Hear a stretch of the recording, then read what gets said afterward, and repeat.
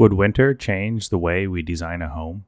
Not just the insulation, not just the windows, but the entire house, where people gather, where they sleep, and which rooms deserve sunlight, even whether a home should turn outward towards the landscape or inward toward itself. It's a question I've never really had to think about. See, I grew up in Los Angeles, I spent my summers in Thailand, and currently I live in Texas. And if I'm designing around climate, it's usually going to be heat. Finding shade, blocking sunlight, creating outdoor spaces people can use year-round. But I think winter changes the rules. So today, I want to try something different. Even with my 24 years of architectural training, a master's of building science degree, I'm going to set out to design a home for a climate I know nothing about. Not because I have the answers, but because I wanted to see where the questions would lead. So I'm starting with sketching. The first thing I thought about, of course, was snow. And then wind, and then insulation. All the obvious things. But the longer I sat with the idea, the more I realized I wasn't really designing for weather necessarily. I was designing for the people who live in this weather. And that shifted the focus towards something else. Sunlight. See, living in Texas, I spend a lot of time trying to keep the sun out of buildings. But what if sunlight becomes something valuable? What if a sunny room in January feels completely different than a sunny room in August? What if winter sunshine isn't something to block, but something to chase? That became the foundation for the entire project. I started with a simple idea. The rooms people use most during the day should receive the best sunlight. The living room moved it towards the south. The outdoor deck also went to the south. The dining room, the den, the library, those all shifted towards the southwest corner where they could benefit from afternoon light and warmth. The bedrooms, meanwhile, they migrated towards the north side of the house where you get less sun. Since they're primarily used in the evening and at night, it felt like the sunlight could be put to better use elsewhere. Whether that's exactly how people who live in cold climates think about their homes, I don't know, but it felt right. As the sketch developed, another question also appeared. If people spend more time indoors during winter, does that change how a house should function? So should gathering spaces become more important? Should the center of home become larger? Should the house encourage people to come together? Or am I just romanticizing winter from the comfort of a Texas office? But those questions started shaping the floor plan. The project eventually settled into this 3-bedroom family home, not because I was chasing a certain size or bedroom limit, but because I imagined a family that lives in this house but also still enjoys having people over, friends, neighbors, holiday gatherings, game nights, the kind of home where people feel comfortable dropping by. As I arranged the rooms, I kept thinking about what would happen on a cold weather evening. Where would everybody naturally end up? The answer always seemed to be the same. The center, the living room, the kitchen, the dining room, the places where people gather. So instead of separating everything into smaller compartments, the heart of the home became one large shared space. Not because open plans are always better, but because I wondered if winter changes the equation. If the weather encourages us to spend more time inside, does a larger shared space become more valuable? Or would people who actually live through long winters tell me the exact opposite? I'd genuinely love to hear your thoughts on that. Around this point, I had a realization. This floor plan felt strangely familiar. Not just visually, but conceptually. The house was wrapping around something, organizing itself around a center, and then it clicked.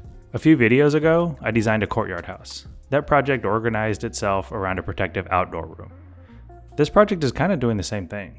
Except that courtyard has become enclosed. The living room became the courtyard. The dining room, kitchen, library, and den all orbit around it. In a warm climate, the center of life might happen outside. In a cold climate, maybe the center moves indoors. That realization ended up guiding the rest of the design.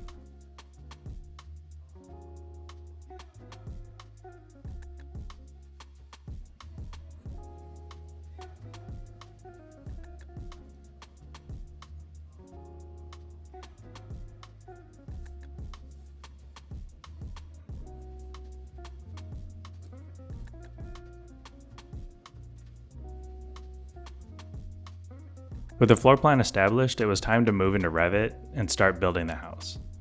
The massing stayed intentionally simple. I wasn't interested in creating a dramatic object sitting in the snow. I wanted something that felt a little grounded. I wanted it sheltered and protective.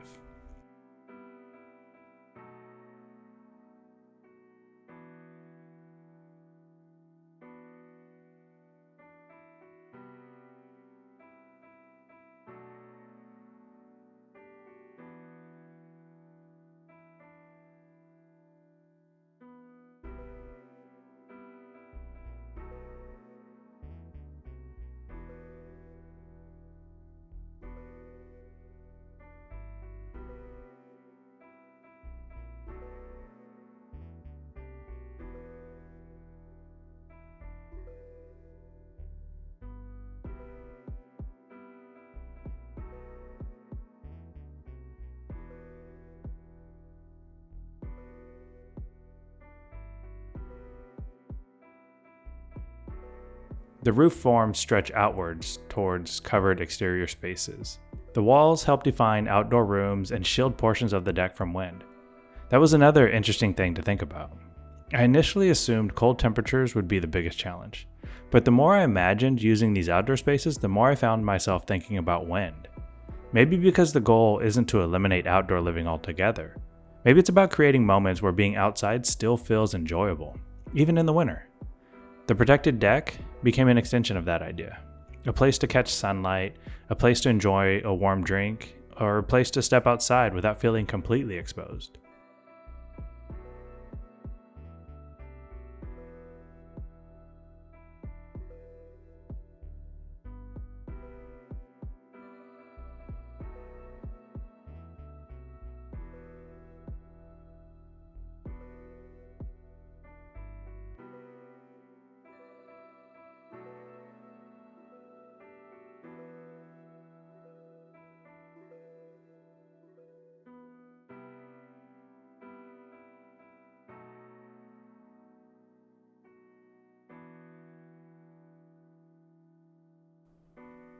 Once the shell of the house was complete, it was time to start making the house feel lived in.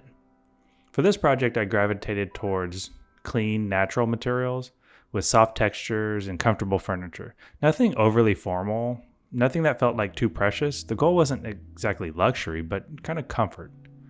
The kind of house where you kick your boots off near the door and immediately feel relaxed.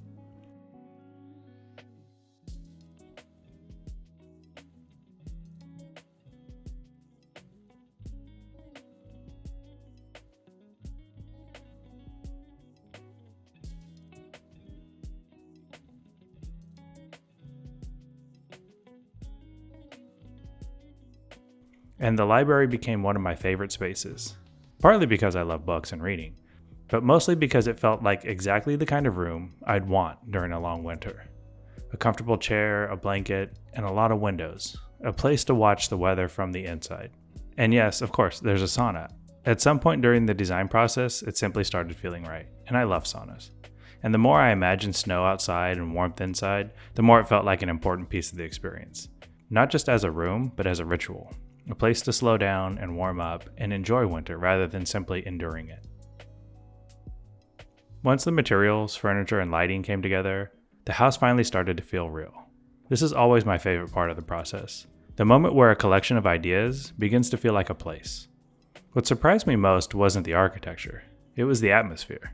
The sunlight filtering through the living spaces, the warm glow of the interior against the snow outside, the protected outdoor rooms. The feeling that this house wasn't fighting winter, it was embracing it.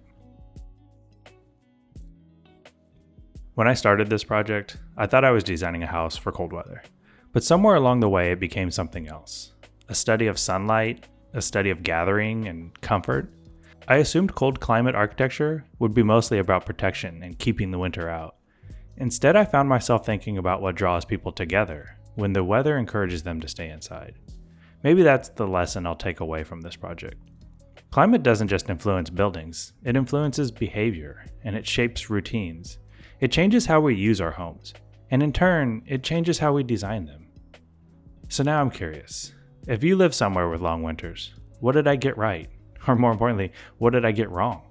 Do you find yourself chasing sunlight throughout the day? Do outdoor spaces still matter? Would you want a larger shared living room or more separated rooms? And what does someone from Texas still not understand about designing for super cold climates? Let me know in the comments. I genuinely love to hear your perspective. Thanks for coming along with me on this. Stay curious and design with intent.